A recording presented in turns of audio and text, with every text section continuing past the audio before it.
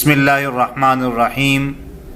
یہ رمضان المبارک کا مہینہ چل رہا ہے اور میں نے تلاش کر کے کچھ باتیں اخذ کی ہے صحیح احادیث کی کتب سے، تو وہ بنیادی 15 باتیں ہیں جو ہر انسان کو سمجھنا اور جاننا ضروری ہے تاکہ ہر مسلمان ان باتوں پر عمل کر سکے۔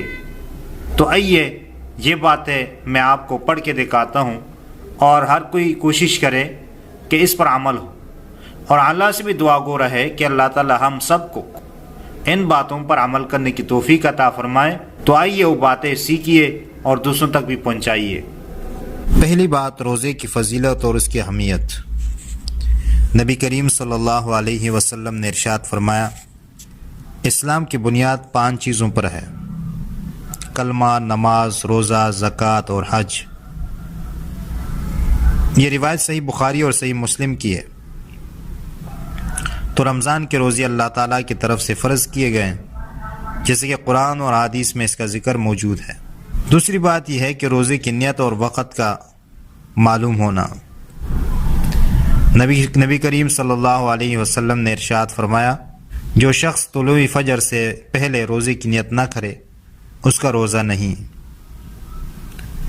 یہ روایت سنن نسائی اور صحیح ابن خزیمہ کی ہے۔ اس سے مراد فرض روزے ہیں۔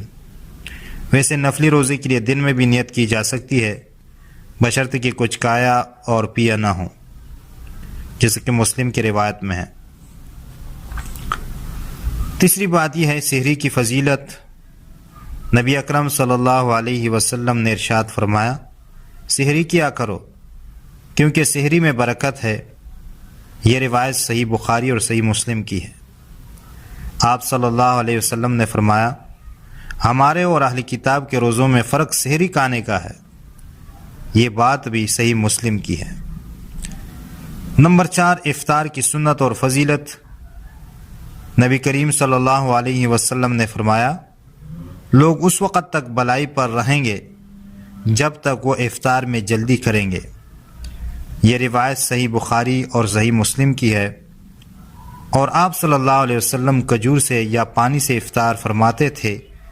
یہ روایت سنن ابی داؤد کی ہے۔ نمبر 5، روزے کی مکروہات یعنی ناپسندیدہ چیزیں۔ تو وہ یہ ہے، بلا ضرورت تھوک جمع کر کے نگلنا، بلا وجہ غصہ کرنا، لڑائی جھگڑا کرنا، بدتمیزی اور فحش کلامی کرنا، یہ چیزیں ناپسندیدہ ہے۔ نبی کریم صلی اللہ علیہ وسلم نے ارشاد فرمایا، اگر تم میں سے کسی کا روزہ ہو تو وہ بدگوئی اور جہالت والی باتوں سے بچے۔ یہ روایت صحیح بخاری اور صحیح مسلم کی ہے۔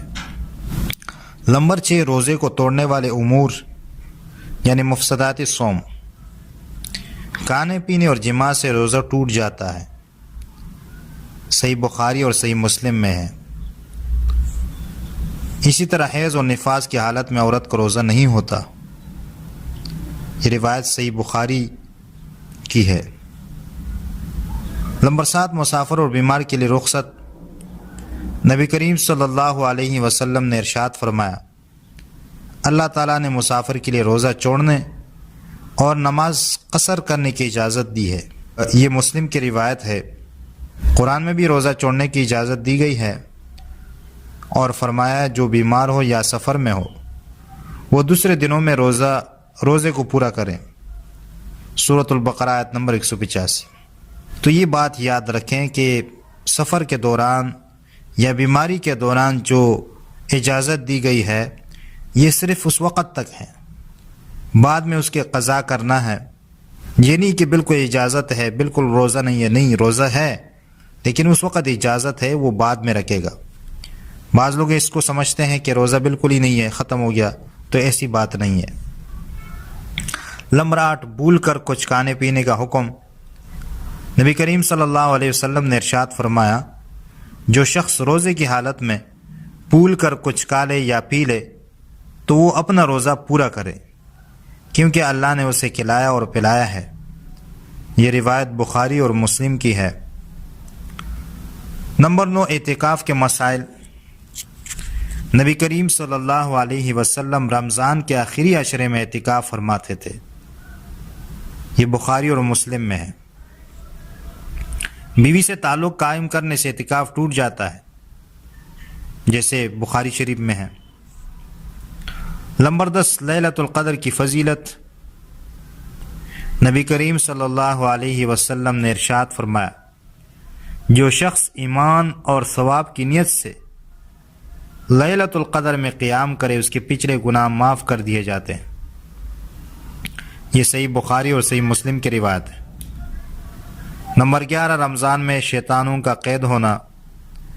نبی کریم صلی اللہ علیہ وسلم نے ارشاد فرمایا، جب رمضان آتا ہے تو جنت کے دروازے کھول دیے جاتے ہیں، جہنم کے دروازے بند کر دیے جاتے ہیں اور شیاطین کو قید کر دیا جاتا ہے۔ یہ روایت بخاری اور مسلم کی ہے۔ نمبر 12، روزہ دار کی دعا قبول ہوتی ہے۔ نبی کریم صلی اللہ علیہ وسلم نے ارشاد فرمایا، 3 لوگوں کی دعا رد نہیں کی جاتی، عادل حکمران، روزہ دار جب تک افطار نہ کرے، اور مظلوم کی دعا۔ یہ روایت سنن ترمذی کی ہے۔ نمبر 13، صدقہ فطر کا وجوب۔ نبی کریم صلی اللہ علیہ وسلم نے ارشاد فرمایا، صدقہ فطر ہر مسلمان پر واجب ہے، چاہے وہ چھوٹا ہو یا بڑا ہو، مرد ہو یا عورت۔ یہ روایت صحیح بخاری اور صحیح مسلم میں ہے۔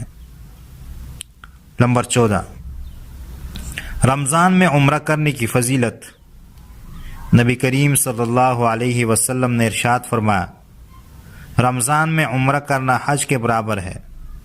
صحیح بخاری اور صحیح مسلم کی روایت۔ نمبر 15، رمضان کے آخری دنوں میں عبادت کا اہتمام۔ نبی کریم صلی اللہ علیہ وسلم رمضان کے آخری عشرے میں زیادہ عبادت فرماتے تھے، اپنی راتوں کو زندہ رکھتے اور اپنے گھر والوں کو عبادت کے لیے جگاتے تھے۔ صحیح بخاری اور صحیح مسلم کی روایت ہے۔ تو یہ 15 وہ باتیں اور بنیادی مسائل ہیں جو روزے سے متعلق صحیح احادیث میں واضح طور پر بیان ہوئے ہیں۔ ان کے علاوہ بھی کئی مسائل موجود ہیں، لیکن یہ سب سے اہم اور عام فہم مسائل ہیں جن پر روزہ دار کو عمل کرنا چاہیے۔ اللہ تعالیٰ سے دعا ہے کہ اللہ تعالیٰ ہم سب کو ان باتوں پر عمل کرنے کی توفیق عطا فرمائے۔ آمین ثم آمین یا رب العالمین۔